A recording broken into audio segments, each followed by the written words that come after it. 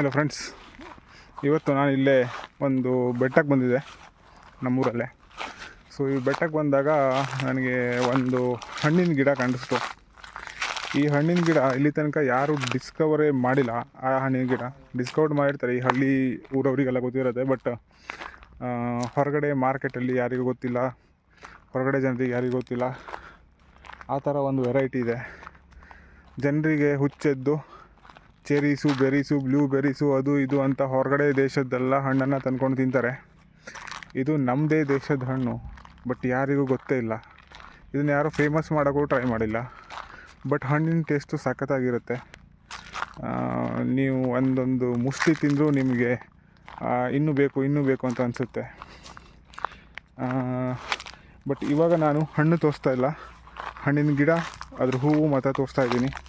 ಹಣ್ಣಿಂದು ಫೋಟೋನ ನಾನು ವಿಡಿಯೋದಲ್ಲಿ ಹಾಕಿರ್ತೀನಿ. ಇವಾಗ ನೋಡಿ, ಇದೇ ಹಣ್ಣಿನ ಗಿಡ. ಇದ್ರ ಎಲೆ ಈ ಥರ ಒಂಥರ ರೌಂಡಾಗಿ ಇರುತ್ತೆ. ಇದಕ್ಕೆ ನಮ್ಮ ಕಡೆ ಅಂಡಿ ಹಣ್ಣು ಅಂತ ಹೇಳ್ತಾರೆ. ಸೊ ಇದೇ ನೋಡಿ, ಇದರ ಹೂವು, ಕಸ್ತ್ರ ಎಲ್ಲ. ಸೊ ಈ ಥರ ಕಾಯಿ ಬಿಡುತ್ತೆ. ಒಂದು ಇಷ್ಟಿಷ್ಟು ಚಿಕ್ಕದಾಗಿರೋ ಹಣ್ಣುಗಳಿವು, ಒಂದು ಬೆರಿ ಸೈಜಲ್ಲಿ. ಪಿಂಕ್ ಕಲರು, ರೆಡ್ ಕಲರಲ್ಲಿ ಹಣ್ಣಾಗುತ್ತೆ. ಕಾಯಿನೂ ತಿನ್ನೋಕ್ಕೆ ಬರುತ್ತೆ. ಕಾಯಿ ಸ್ವಲ್ಪ ಹುಳಿ ಇರುತ್ತೆ, ಬಟ್ ಹಣ್ಣಾದಮೇಲೆ ಸಖತ್ ಟೇಸ್ಟು, ಹುಳಿ ಮತ್ತು ಸ್ವೀಟು ಮಿಕ್ಸ್ ಆಗಿರೋ ಟೇಸ್ಟ್ ಇದು. ಸೊ ಈ ಥರ ಹಣ್ಣನ್ನು ನಾವು ಮಾರ್ಕೆಟಿಗೆ ತರದೆ ಹೊರಗಡೆ ದೇಶದಿಂದ ಎಲ್ಲ ಹಣ್ಣು ತಂದು ಬೆರೀಸು, ಬ್ಲೂಬೆರೀಸು ಅದು ಇದು ಅಂತ ನಾವು ತಿಂತೀವಿ. ಬಟ್ ಈ ಥರ ಹಣ್ಣನ್ನು ನಾವು ಏನಕ್ಕೆ ತಿನ್ನಲ್ಲ, ಇಷ್ಟಪಡಲ್ಲ ಅಂತ ನಮ್ಗೆ ಗೊತ್ತಾಗಲ್ಲ.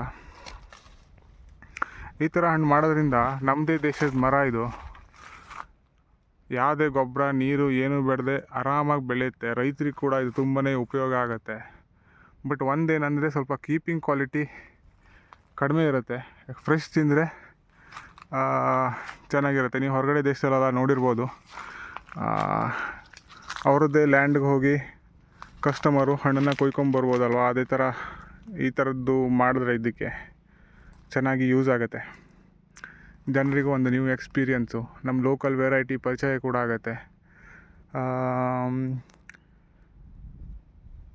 ಕೃಷಿ ಇಲಾಖೆಯವರು ಇದ್ರ ಬಗ್ಗೆ ಅಂತಲ್ಲ, ನಮ್ಮದು ಲೋಕಲ್ ವೆರೈಟಿ ಬಗ್ಗೆ ಇಂಪ್ರೂವ್ಮೆಂಟ್ ಮಾಡೋಕ್ಕೆ, ಅದನ್ನು ಕಮರ್ಷಿಯಲ್ ಆಗಿ ಸೇಲ್ ಮಾಡೋಕ್ಕೆ, ಗ್ರೋ ಮಾಡೋಕ್ಕೆ ಸ್ವಲ್ಪ ಹೆಚ್ಚಿನ ಮುತುವರ್ಜಿ ವಹಿಸಬೇಕು ಅಂತ ನಂಗೆ ಅನಿಸೋದು ಅಷ್ಟೇ. ನಿಮ್ಗೆ ಯಾರು ಚಾನ್ಸ್ ಸಿಕ್ಕರೆ ಈ ಹಣ್ಣನ್ನು ಡೆಫಿನೆಟ್ಲಿ ಟ್ರೈ ಮಾಡಿ. ಆಲ್ಮೋಸ್ಟ್ ಫೆಬ್ರವರಿ ನಂತರ ಈ ಹಣ್ಣು ಆಗೋಕ್ಕೆ ಸ್ಟಾರ್ಟ್ ಆಗುತ್ತೆ.